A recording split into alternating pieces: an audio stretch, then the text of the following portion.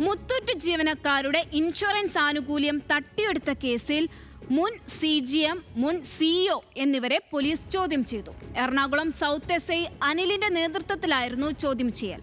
മുൻ CGM രഞ്ജിത്ത് രാമചന്ദ്രൻ, മുൻ CEO Thomas P.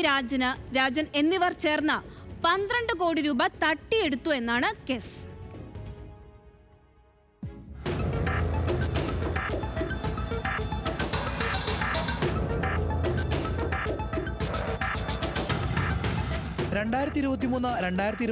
പ്രതികൾ ചേർന്ന 12 കോടി രൂപ തട്ടിയെടുത്തെന്നാണ് പോലീസിന്റെ പ്രാഥമിക പരിശോധനയിൽ കണ്ടെത്തിയത്.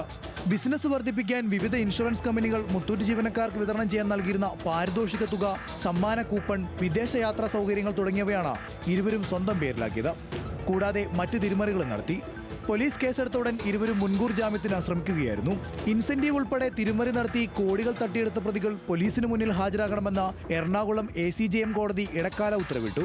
ഇതോടെ പ്രതികളായ മുത്തൂറ്റ് ഫിനാൻസ് ലിമിറ്റഡ് മുൻ chief general manager Ranjith Ramachandran, Muthoot insurance and brokers limited CEO Thomas P. Rajan എന്നിവർ സൗത്ത് പോലീസ് സ്റ്റേഷനിൽ ഹാജരായി. 2 ദിവസവും രാവിലെ 10 മുതലായിരുന്നു ഇരുവരെയും ചോദ്യം ചെയ്തത്. 22-ന് റിപ്പോർട്ട് നൽകാനും അതുവരെ അറസ്റ്റ് ചെയ്യരുതെന്നും പോലീസിന് കോടതി നിർദ്ദേശം നൽകിയിട്ടുണ്ട്. റിപ്പോർട്ട് പരിശോധിച്ച ഇരുവരുടെയും ജാമ്യാപേക്ഷ വീണ്ടും പരിഗണിക്കും. പ്രതികളുടെ ജാമ്യാപേക്ഷ 6ാം തവണ മാറ്റിവെച്ച ശേഷമാണ് ഇരുവരോടും പോലീസ് സ്റ്റേഷനിൽ ഹാജരാകാൻ ഉത്തരവിട്ടിരുന്നത്. ന്യൂസ് മലയാളം, കൊച്ചി.